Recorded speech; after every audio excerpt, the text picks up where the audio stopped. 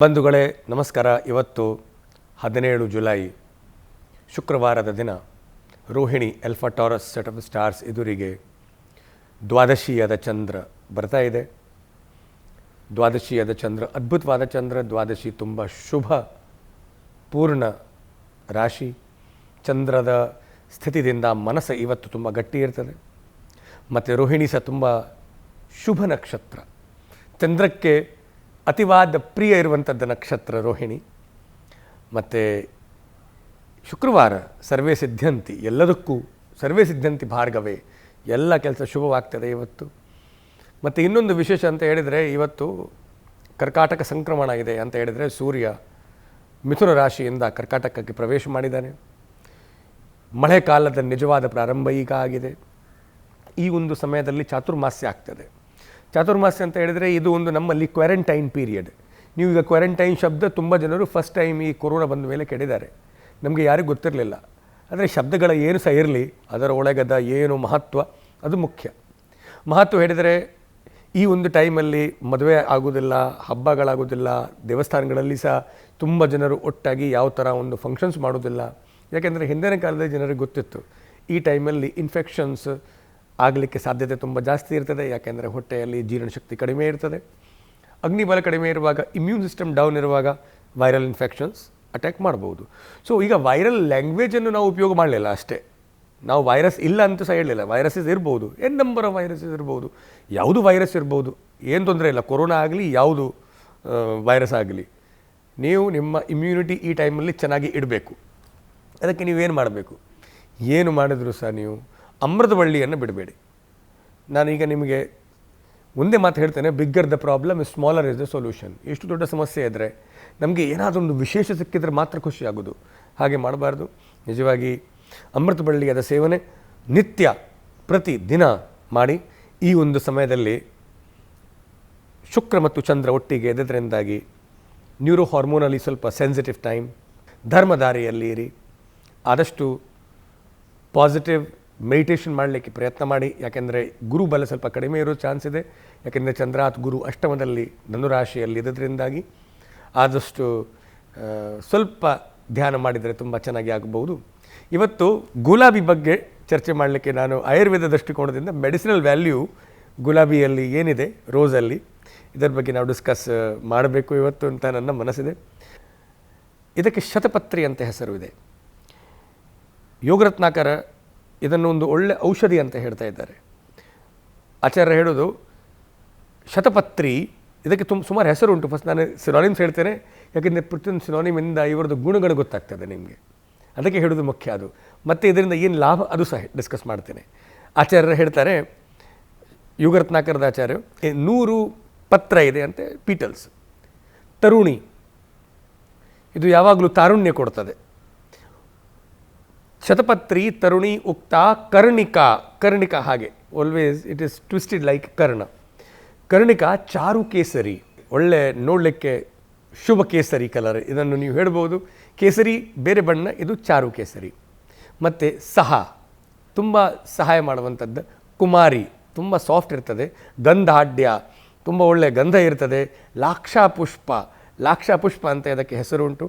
ಮತ್ತು ಅತಿ ಮಂಜುಳ, ಬಹಳ ಮಂಜುಳ, ತುಂಬ ಸಾಫ್ಟ್. ಶತಪತ್ರಿ ಹಿಮಹೃದ್ಯ, ಆಚಾರ್ಯ ಹೇಳ್ತಾ ಇದ್ದಾರೆ, ಇದು ತಂಪು ಇದರಲ್ಲಿ ಶಕ್ತಿ ಇದೆ. ಭಾಳ ಬಾಡಿ ಒಳಗೆ ಹೋದರೆ ಬಾಡಿಯನ್ನು ತಂಪು ಮಾಡ್ತದೆ. ಆವಾಗ ನೀವು ಹಾಲೊಟ್ಟಿಗೆ ಆ್ಯಕ್ಚುಲಿ ಗುಲಾಬಿ ಎಲೆವನ್ನು ತಿಂದರೆ ತುಂಬ ಚೆನ್ನಾಗಿ ಆಗ್ತದೆ. ಶತಪತ್ರಿ ಹೃದಯ ಸೈಕಲಾಜಿಗೆ, ಮನಸ್ಸಕ್ಕೆ ಸಹ ತುಂಬ ಒಳ್ಳೆಯದು. ಇಲ್ಲಿ ಹೃದಯ ಶಬ್ದದಿಂದ ಕಾರ್ಡಿಯಾಕ್ ಮಾತ್ರ ಅಲ್ಲ, ಸೈಕಲಾಜಿಕಲ್ ಕಂಡೀಷನಿಗೆ ಹೇಳಿದ್ದಾರೆ. ಗ್ರಾಹಿಣಿ, ತುಂಬ ಲೂಸ್ ಮೋಷನ್ಸ್ ಎಲ್ಲ ಆಗುವಾಗ ಇದು ಸಹ ತುಂಬ ಒಳ್ಳೆಯ ಔಷಧಿ ಹಾಗೆ ಕೆಲಸ ಕೊಡ್ತದೆ. ಶುಕ್ರಲಾಲಘು, ಯಾರಿಗೂ ಸ್ಪರ್ಮ್ ಕೌಂಟ್ ಚೆನ್ನಾಗಿರೋದಿಲ್ಲ ಅಲ್ಲಿ ಸಹ ಇದರದ ಎಲೆದ ಪ್ರಭಾವ ಹಾಲ ಒಟ್ಟಿಗೆ ತುಂಬ ಚೆನ್ನಾಗಿದೆ. ದೋಷತ್ರಯಾಸ್ರಜಿತ್ ಅಂತ ಹೇಳಿದ್ದಾರೆ. 3 ಥರದ ದೋಷಗಳು, ವಾತ, ಪಿತ್ತ, ಕಫ ಮತ್ತು ಅಸ್ರ.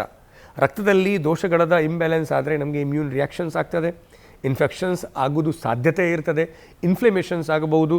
ಅದೆಲ್ಲ ಗುಲಾಬಿಯಿಂದ ಸರಿ ಆಗ್ತದಂತೆ ಯೋಗರತ್ನಾಕರ್ ಹೇಳೋದು. ವರ್ಣ್ಯ ಅಂದರೆ ನಮ್ಮ ಕಾಂಪ್ಲೆಕ್ಷನ್ ತುಂಬ ಚೆನ್ನಾಗಿ ಆಗ್ತದೆ ಇದರಿಂದ. ಕಟ್ವೀಚ ಪಾಚನಿ ಅಂದರೆ ಇದು ಸ್ವಲ್ಪ ಕಟು, ಅದೇ ಅಷ್ಟು ರುಚಿ ಇರೋದಿಲ್ಲ, ಇದರಲ್ಲಿ ಸ್ವಲ್ಪ ಕಹಿ ಅಂಶ ಇರ್ತದೆ. ಮತ್ತು ಪಾಚನಿ ಭಾಳ ಒಳ್ಳೆ ಡೈಜೆಷನಿಗೆ ತುಂಬ ಒಳ್ಳೆಯದು. ಈಗ ನೀವು ಯಾವ ರೂಪದಲ್ಲಿ ತಗೊಳ್ಬೋದು, ನೀವು ತುಂಬ ನೋಡಿರ್ಬೋದು, ಒಂದು ಗುಲ್ಕಂದ್ ಜನ ಮಾಡ್ತಾರೆ. ಇದರದ ಒಂದು ಸಕ್ಕರೆ ಪಾಕ ಇಲ್ಲದ್ರೆ ಬೆಲ್ಲ ಪಾಕ ಮಾಡಿ ತಿಂದರೆ ಡೈಲಿ ಹಾಲ ಜೊತೆಗೆ ಶಕ್ತಿ ತುಂಬ ಇರ್ತದೆ, ರಕ್ತದಲ್ಲಿ ಇರುವಂಥದ್ದು ಉಷ್ಣ ಕಡಿಮೆ ಆಗ್ತದೆ ಮತ್ತು ಮನಸ್ಸಕ್ಕೂ ಸಹ ಒಳ್ಳೆಯದು. ಆಯುರ್ವೇದದಲ್ಲಿ ಇದರ ಪ್ರಯೋಗ ಔಷಧಿ ರೂಪದಲ್ಲಿ ಇದೆ. ಈಗ ಇವತ್ತು ಜ್ಯೋತಿಷ್ಯ ವಿಷಯ ಆಯಿತು, ಕರ್ಮ ಸರಿ ಮಾಡಲಿಕ್ಕೆ, ದೇಹ ಜಯದ ಬಗ್ಗೆ ವಿಷಯ ಆಯಿತು, ದೇಹ ಸರಿ ಮಾಡಲಿಕ್ಕೆ. ಇವಾಗ ಆತ್ಮಜಯ. ಆತ್ಮಜಯದ ಬರುವಾಗ ನಾನು ಭಗವದ್ಗೀತೆಯಾದ ನಿತ್ಯ ಒಂದು ಶ್ಲೋಕ ಚರ್ಚೆ ಮಾಡ್ತಾ ಇದ್ದೇನೆ. ಇದೊಂದು ಡಿಸ್ಕಷನ್, ಯಾಕೆಂದರೆ ಕೆಲವೊಮ್ಮೆ ಒಂದು ಚಿಕ್ಕ ವಿಷಯ, ಸಣ್ಣ ವಿಷಯ ನಮ್ಮ ಇಡೀ ಜೀವನವನ್ನು ಬದಲಾವಣೆ ಮಾಡಲಿಕ್ಕೆ ಸಾಕು. ಬಂಧುಗಳೇ, ಆತ್ಮಜಯ, ಆತ್ಮವನ್ನು ಗೆಲ್ಲಲಿಕ್ಕೆ ಮನಸ್ಸಿದ್ರೆ ಭಗವದ್ಗೀತೆಗಿಂತ ಒಳ್ಳೆ ದಾರಿ ಯಾವ ಪುಸ್ತಕದಿಂದ ಸಿಗೋದಿಲ್ಲ. 2ನೇ ಅಧ್ಯಾಯದ 20ನೇ ಶ್ಲೋಕ. ಪ್ರಪ್ರಥಮ ನಾನು ಶ್ಲೋಕ ಹೇಳ್ತೇನೆ, ಮತ್ತೆ ಅದರ ಬಗ್ಗೆ ಚರ್ಚೆ ಮಾಡೋಣ. ನ ಜಾಯತೆ ಮ್ರಿಯತೆ ವಾ ಕದಾಚಿತ್, ನ ಜಾಯತೆ ಮ್ರಿಯತೆ ವಾ ಕದಾಚಿತ್, ನ ಅಯಂ ಭೂತ್ವಾ ಭಾವಿತಾ ನ ಭೂಯಃ, ಅಜೋ ನಿತ್ಯಃ, ಅಜೋ ನಿತ್ಯಃ ಶಾಶ್ವತೋಯಂ ಪುರಾಣೋ, ಅಜೋ ನಿತ್ಯಃ ಶಾಶ್ವತೋಯಂ. ಆತ್ಮ ಶಾಶ್ವತ ಇದೆ, ಪುರಾಣ ಇದೆ, ನಿತ್ಯ ಇದೆ. ಅಜೋ ನಿತ್ಯ ಶಾಶ್ವತೋ ಪುರಾಣೋ ನ ಹನ್ಯತೆ ಹನ್ಯಮಾನೆ. ಆತ್ಮ ಯಾರು ನೋಡಲಿಲ್ಲ? ಆತ್ಮ ಕಾನ್ಷಿಯಸ್ನೆಸ್ ಅಂತ ಹೇಳಬಹುದು.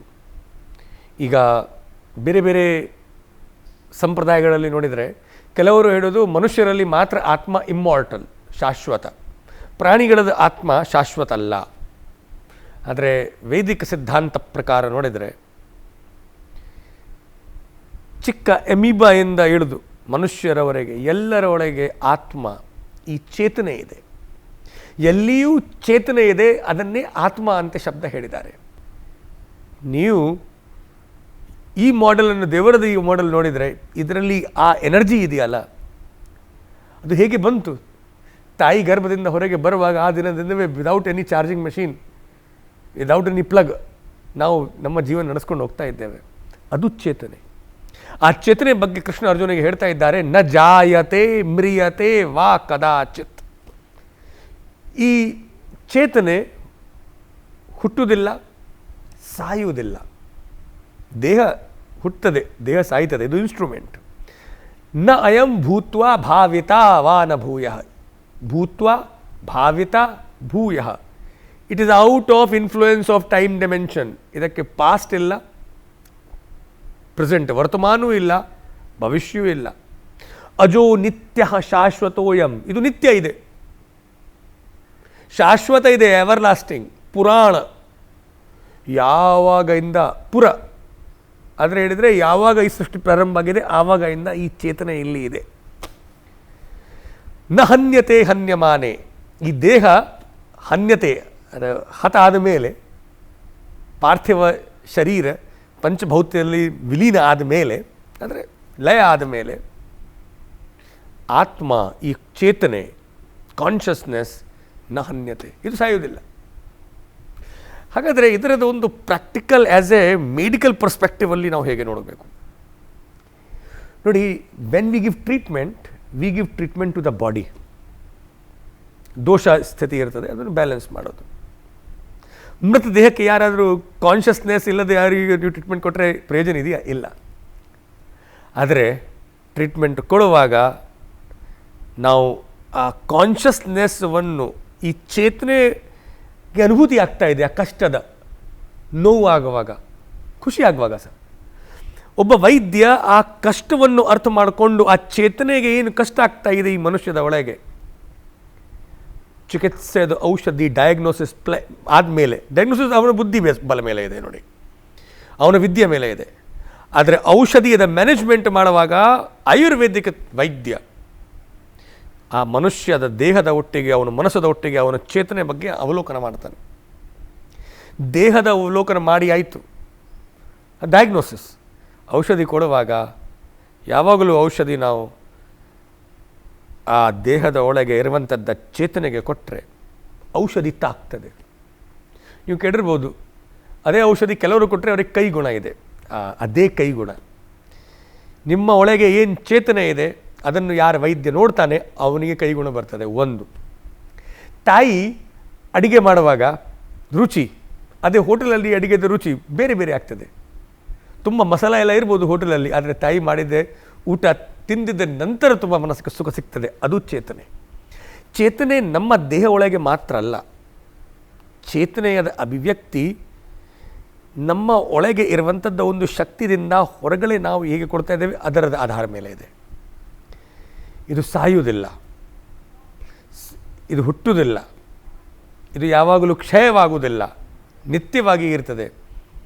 ಆಯುರ್ವೇದ ಚೇತನೆಯ ಶಾಸ್ತ್ರ. ಆಯು ಚೇತನ ಅನುವೃತ್ತಿ ಇತಿ ಆಯು. ಸೊ ಇವಾಗ ನೀವು ನಿಮ್ಮ ಕಾನ್ಷಿಯಸ್ನೆಸ್ ಮೇಲೆ ವರ್ಕ್ ಮಾಡ್ತೀರಿ, ಮಾಡಬೇಕು. ಹೇಗೆ ನಾವು ನಮ್ಮ ಕಾನ್ಷಿಯಸ್ನೆಸ್ಸನ್ನು ಪಾಸಿಟಿವ್ ಇಡಬೇಕು ಇದಕ್ಕೆ ಪ್ರಯತ್ನ ಮಾಡಬೇಕು. ಶುಭ ಮಂಗಲಂ.